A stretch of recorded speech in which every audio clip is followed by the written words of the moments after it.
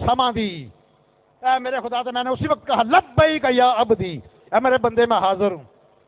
اگر میں بھی اس کی آواز کا جواب نہ دیتا تو اس کا دل ٹوٹ جاتا، وہ جھوٹے خدا تھے، میں سچا خدا ہوں۔ ایک بار تو ہو جا سونے دا، ایک بار تو ہو جا سونے دا، پھر ساری خدائی تیری ہے، ایک بار تو ہو جا سونے دا، پھر ساری خدائی تیری ہے، تینوں گدا کرن دی لوڑ نہیں، سب کرن گدائی، تینوں گدا کرن دی لوڑ نہیں، سب کرن گدائی تیری یہ، ایک بار تو ہو جا، ایک بار تو ہو جا۔ میں اس لیے یہ نہیں کہ میری آواز کم ہے یا میں کو تھک جاتا ہوں، میرا تو جمعے میں 70 منٹ کا خطاب ہوتا ہے، 70 منٹ میں مجھے کوئی خطیب دکھاؤ جو 35-40 منٹ سے زیادہ خطاب کرتا۔ اس میں ایک وجہ ہے، 2 روایتیں ہیں۔ پہلی روایت کیا ہے؟ سیدہ عائشہ صدیقہ السلام علیہا راویہ ہیں، مشکوٰۃ شریف کا صفحہ 402 ہے، لیکن جن کے اوپر 302 لگ چکی ہے وہ 402 پڑھنے کی ضامت نہیں کرتے۔ ہاں یہ صحیح بات ہے، گستاخ رسول کی سزا یہاں بھی 302 ہے، وہاں بھی 302 ہے۔ مشکوٰۃ کا صفحہ 402 ہے، سیدہ عائشہ صدیقہ سلام علیہا راویہ ہیں، ہماری امی جان فرماتی ہیں کہ کان نبی صلی اللہ تعالی علیہ وآلہ وسلم یاد علی حسان ممبرن فی المسجد یقوم علیہ قائما یفاخر عن رسول اللہ۔ امی جان فرماتے ہیں کہ نبی علیہ السلام اپنے دستے مبارک سے ید اللہ والے ہاتھ سے خود مسجد نبی شریف میں ممبر لگاتے اور فرماتے حسان اس کے اوپر کھڑا ہو کے میری نعت پڑھ۔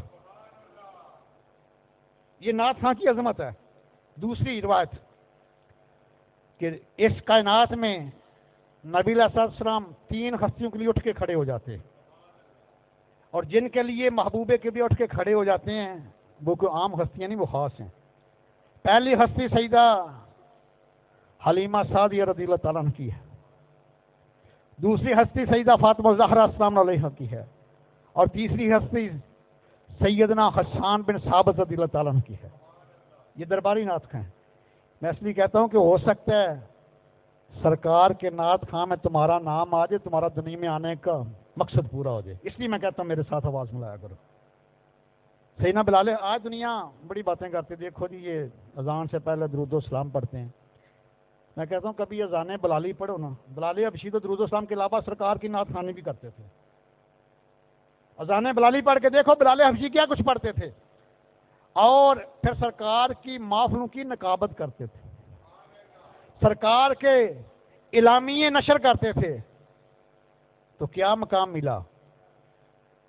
سرکار ہوتے جب میں معراج کو گیا نا اللہ تعالیٰ کے پاس، تو بلال حبشی چلتے تو زمین پہ رہے تھے، ان کے قدموں کی چھاپ کی آواز جنت سے آ رہی ہے۔ یہ ہے نعت خواں کا مقام۔ اور پھر ایک دن دریر احمد جوش میں آ گیا آقا کریم کا، بلال حبشی نے عرض کیا یا رسول اللہ صلی اللہ علیہ وسلم سب سے پہلے جنت میں کون جائے گا؟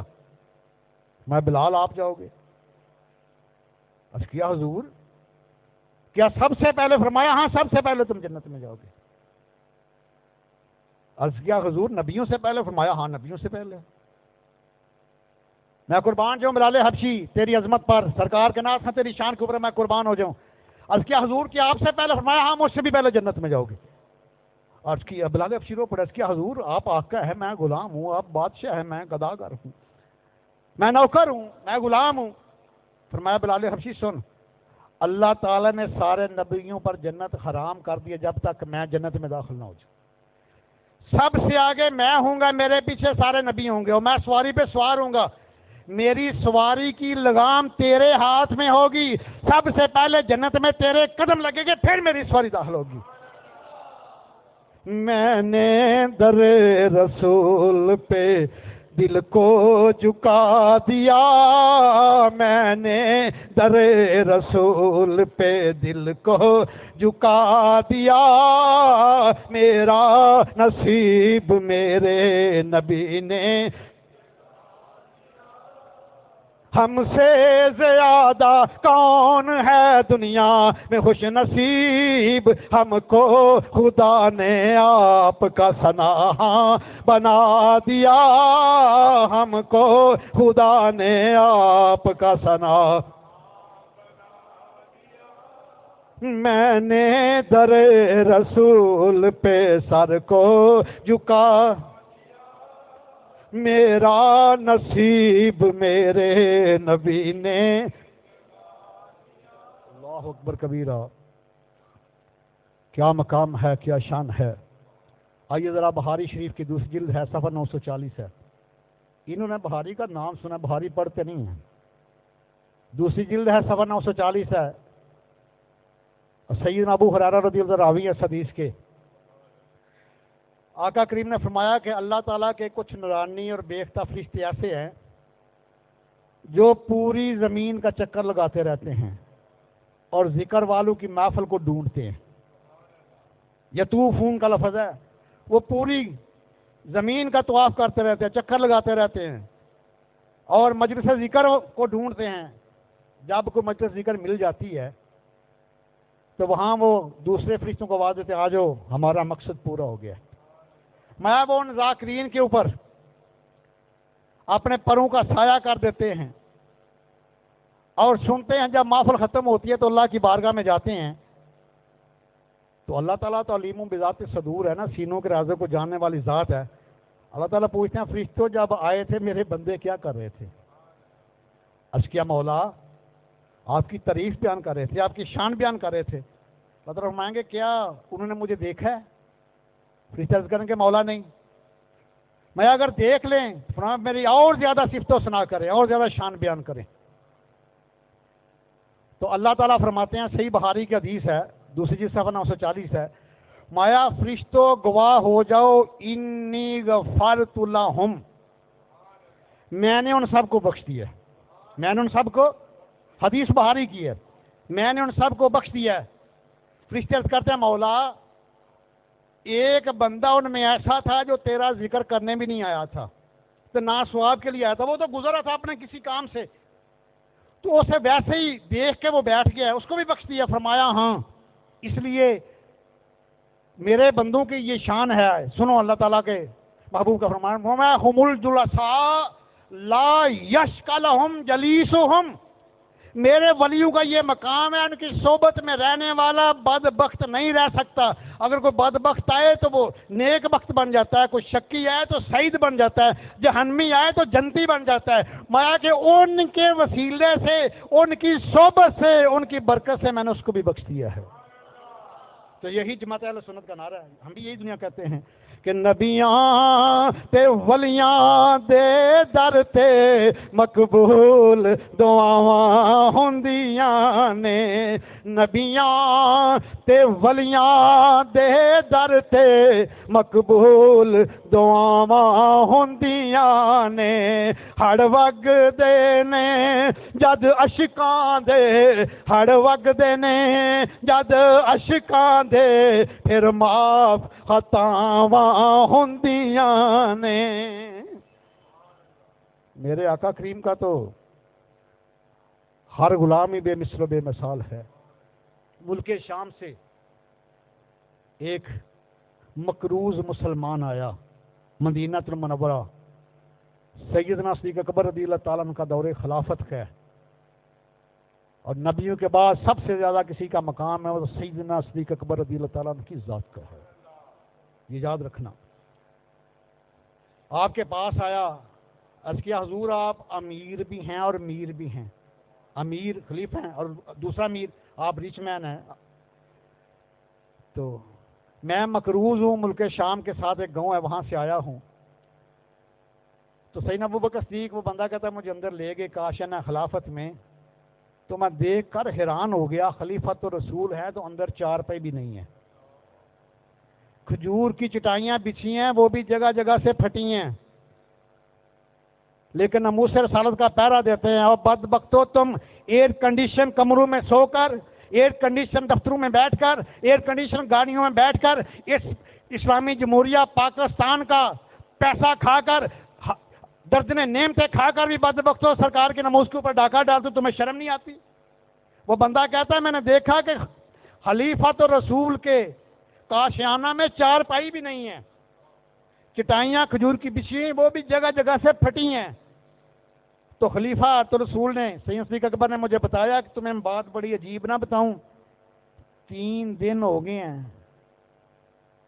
میں نے کوئی کھانا نہیں کھایا، کوئی دانہ میرے حلقے میں نہیں گیا، صرف کھجور پہ گزارا کر رہا ہوں. تو ایسے کرو تم عثمان غنی کے پاس چلے جاؤ.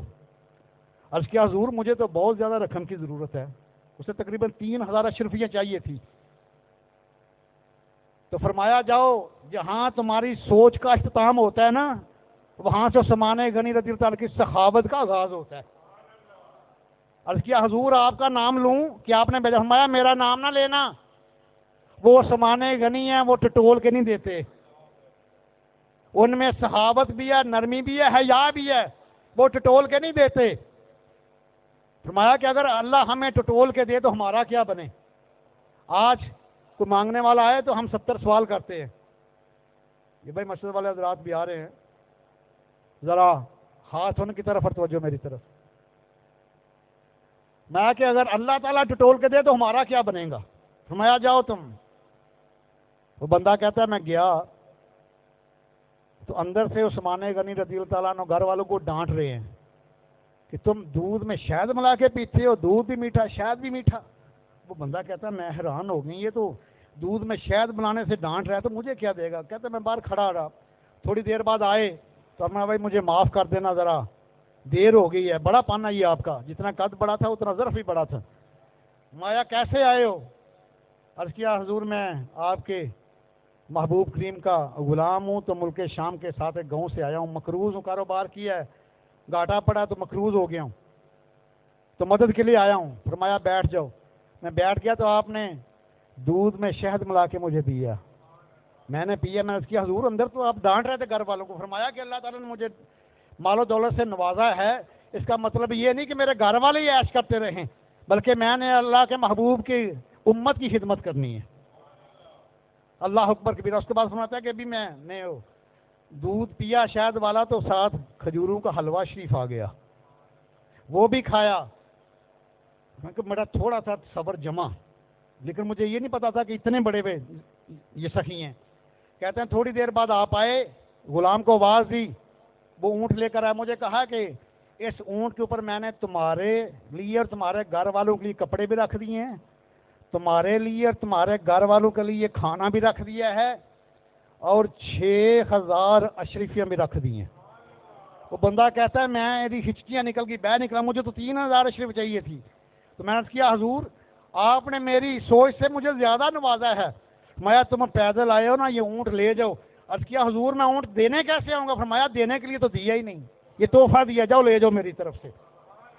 میں رو پڑا. میں نے عرض کیا حضور آپ نے میری سوچ سے زیادہ مجھے نوازا ہے، تو میں آپ کا شکریہ ادا کرتا ہوں. میں میرا شکریہ نہ ادا کرو، سیدنا صدیق اکبر کا شکریہ ادا کرو.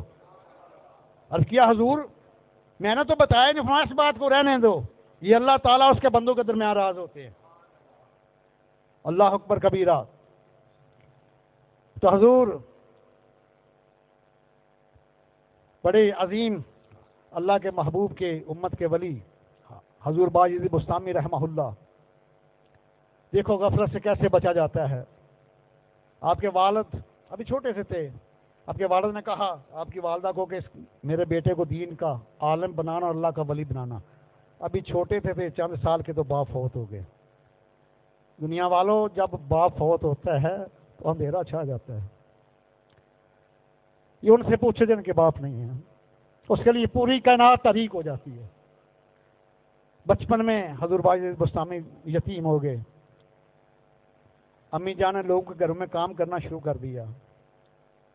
جب 4 سال کا بیٹا ہو گیا نا، عرض کیا مولا میرا بیٹا کہیں غفلت میں نہ پڑ جائے، برے بچوں کی صحبت میں نہ پڑ جائے. اس کو لے کر ایک عالم دین کے پاس گئیں، عرض کیا حضور میں غریب بیوہ عورت ہوں، میرے مرحوم شوہر کی بھی یہ تمنا تھی اور میری بھی ہے کہ میرے اس بیٹے کو دین کا عالم بنا دو۔ آئی پھر واپس گئی، عرض کیا حضور ایک اور میری ریکویسٹ ہے کہ میری یاد ستائے گی میرے بیٹے کو، لیکن جب تک دین کا عالم نہ بن جائے اس کو چھٹی نہ دینا۔ استاد نے وعدہ کر لیا۔ تو باجدید بسطامی بڑے لائق تھے، استاد کے منظور نظر ہو گئے، کہ عرض کیا استاد کو رو پڑے، عرض کیا ابا جان حضور امی جان کی یاد ستاتی ہے، ایک دن کی چھٹی دے دیں۔ اب استاد پریشان ہو گیا کہ اگر اس کو چھٹی دوں کہ اس کی ماں سے کیا ہوا وعدہ ٹوٹتا ہے، اگر چھٹی نہ دوں تو ایک یتیم کا دل ٹوٹتا ہے۔ اللہ اکبر، دو بڑے سخت امتحان میں ہیں کہ اگر بیٹے شاگرد کو چھٹی دوں تو اس کی ماں کے ساتھ کیا ہوا وعدہ ٹوٹتا ہے، تو اگر چھٹی نہ دوں تو ایک یتیم کا دل ٹوٹتا ہے۔ اللہ تعالیٰ کی بارگاہ میں مراقبہ کیا تو اشارہ ہوا، آپ نے بلایا باجدید کو، فرمایا کہ بیٹے اتنا کتاب کے صفحے شام تک یاد کر لے تو تمہیں ایک دن کی چھٹی مل جائے گی۔ حضور باجدید بسطامی ابھی 4 سال کے بچے ہیں، ماتے ہیں کہ میں نے جب کمرے میں جا کے دیکھا تو وہ سبق اتنا زیادہ تھا شام تک یاد نہیں ہو سکتا تھا، اور ماتے ہیں میں رو پڑا، میں کتاب کو بند کیا، رکھ دیا، عرض کیا مولا، میری امی جان بھی فرماتے تھے کہ ان اللہ علی کل شیء قدیر، آپ ہر چیز پہ قادر ہو۔ ہمارے استاد محترم بھی روزانہ یہ سب دیکھتے ہیں کہ اللہ تعالیٰ ہر چیز پہ قادر ہے۔ تو آپ نے کتاب ٹھپ کے رکھ دی، 2 رکعت نفل پڑھے، عرض کیا مولا میری یتیم ہونے کا واسطہ اپنی قدرت کاملہ کے ذریعے میری مدد فرما، مجھے شام تک یہ سبق یاد کرا۔ جب شام کو گئے استاد نے سنا تو سارا سبق یاد تھا، استاد رو پڑا۔ میں ماں کی دعاؤں کے ساتھ اس بچے کا اللہ تعالیٰ کا معاملہ کچھ اور ہی ہے، آپ نے چھٹی دے دی ایک دن کی۔ حضور باجدید بسطامی جب جاتے ہیں بڑے خوشی استاد کی قدم بوسی کی، جب جاتے ہیں دروازے پہ دستک جا کے دی، پیدل سفر کیا، آواز نہیں آئی، دوسری دفعہ پھر دروازہ کھٹکھٹایا، آواز نہیں، تیسری دفعہ کھٹکھٹایا تو انہوں نے سوال ہے کون؟ عرض کیا میں آپ کا باجدید ہوں۔ تو امی جان نے کہا یہ میرا باجدید نہیں ہو سکتا، میں نے تو کہا تھا میرا باجدید اس وقت آئے گا جب دین کا عالم بن جائے گا۔ امی نے دروازہ نہیں کھولا، بڑی دیر تک باہر کھڑے روتے رہے۔ باپ دنیا سے چلا گیا، امی نے دروازہ نہیں کھولا، روتے رہے بڑی دیر تک، لیکن کوئی نہ زیبا کلمہ نہیں کہا، ناراض نہیں ہوئے، واپس آ گئے۔ جب آئے نا مدرسے میں تو استاد نے دیکھا کہ چہرہ سرخ ہے، آنکھیں آنسوں سے بھری ہوئی ہیں۔ آپ نے دستار کے ساتھ چہرہ صاف کیا، بیٹے کو گود میں بٹھایا، پیار کیا، تو بیٹے نے ساری کہانی سنائی، اور زیادہ آنسو بہے۔ عرض کیا استاد جی آپ میں اگر چھٹی مانگوں بھی تو مجھے چھٹی نہ دینا جب تک میں عالم نہ بن جاؤں۔ اور دوسری میری درخواست ہے، لوگوں کے گھروں میں کام کر کے میری امی کی صحت کمزور ہو گئی ہے، ان کے لیے صحت کی دعا کرنا، اور اللہ تعالیٰ ان کو اتنی زندگی دے دے کہ اپنے بیٹے کو ایک عالم کی شکل میں دیکھ لیں۔ استاد نے کہا میں آپ کے لیے دعا بھی کروں گا، یہ تو بتا دو امی سے ناراض ہو کے تو نہیں آئے؟ عرض کیا حضور دل تو بہت ٹوٹا ہے، آنکھیں بھی بہت بہی ہیں، لیکن میں ناراض نہیں ہوا۔ 16 سال گزر گئے دنیا والوں، 16 سال کا عرصہ گزر گیا۔ استاد فرماتے ہیں کہ میں تہجد کی نماز پڑھ کے لیٹا تو سرکار کی زیارت ہو گئی۔ فرمایا کہ باجدید کو ہم نے ولایت کبریٰ کا جھنڈا عطا فرما دیا ہے۔ آپ فرماتے ہیں جب فجر کی نماز پڑھی میں نے کہا باجدید میں نے اپنا امامہ شریف سر کے اوپر رکھا، میں کہ جاؤ اب تم دین کے عالم بھی بن گئے ہو اور اللہ کے ولی بھی بن گئے ہو، اب تمہاری یہاں ضرورت نہیں ہے۔ آپ نے استاد کی دستبوسی کی، جب گئے واپس کہتے ابھی میں دروازے پہ کھڑا ہوں، 16 سال کے بعد گیا ہوں، دستک دی، ماں نے پہچان لیا، فرمایا میرا باجدید آیا ہے بغیر دیکھے۔ اور جب امی آ گئے تو میں نے قدموں میں گرا لیا اپنے آپ کو، امی کے قدموں میں گرایا، اٹھایا تو دیکھا چہرے کے اوپر نور برس رہا ہے، سر کے اوپر امامہ شریف کا تاج ہے۔ فرمایا باجدید یہ گرم گرم دودھ پی، میں تیرے لیے روٹی بناتی ہوں۔ ساتھ پھٹا پرانا ایک بوریت گھر میں بچھایا، سجدہ ریز ہو گیا، عرض کیا مولا میرے بیٹے کو اپنی معرفت عطا فرما دے، اور اب میں تو اسے زندگی کی بھیک نہیں مانگتی، اس دن کے لیے زندہ تھی جب چاہے خاتمہ بالایمان فرما دینا۔ تو باجدید فرماتے ہیں کہ 16 سال کی محنت سے وہ مقام مجھے نہیں ملا جو امی کی ایک دعا سے مل گیا. اس لیے تو آقا کریم نے بار بار فرمایا ہے اور کھڑی شریف کا سلطان فرماتے ہیں کہ ماں تے باپ جے دونوں سجنوں رب دا میٹھا میوا تے جس نے جنت جانا ہووے تے کر لے دعا دی سیوا. لیکن ایک وہ بھی تو والد ہے جو محتومہ کائنات ہے کہ میرے آقا دی ماں دی سجنوں تے جگ تو شان اچیری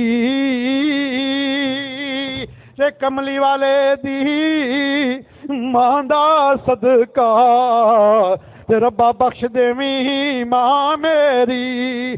آمین ثم آمین. کملی والے دی ماں دا صدقہ تے ربا بخش دیویں ماں میری. اللہ اکبر کبیرہ. میں سمجھ شام یہ آپ کے سامنے امریکہ کی کمپنی پی وی والوں کا ساؤنڈ سسٹم لگایا ہے تو تقریباً 90,000 خرچہ آیا. تقریباً 70,000 پچھلے جمعے کو ہم نے پیمنٹ کی ہے اور تقریباً 29,000 ابھی باقی ہے.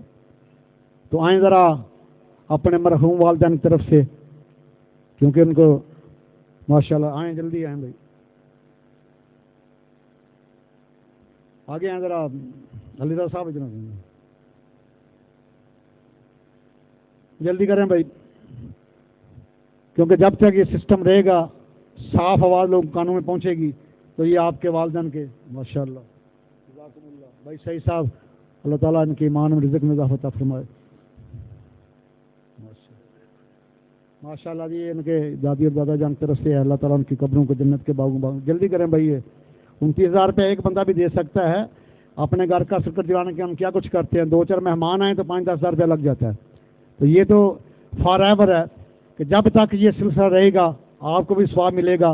اور جن کی طرف سے سال کیا ہے ماشاءاللہ, دیکھو ہمارا یہ بھائی مزدور ہے, اللہ تعالیٰ اس کے ایمان میں رزق برکت. بھائی مخصوص سرکار کی طرف سے یہ 500 روپیہ جی ماشاءاللہ.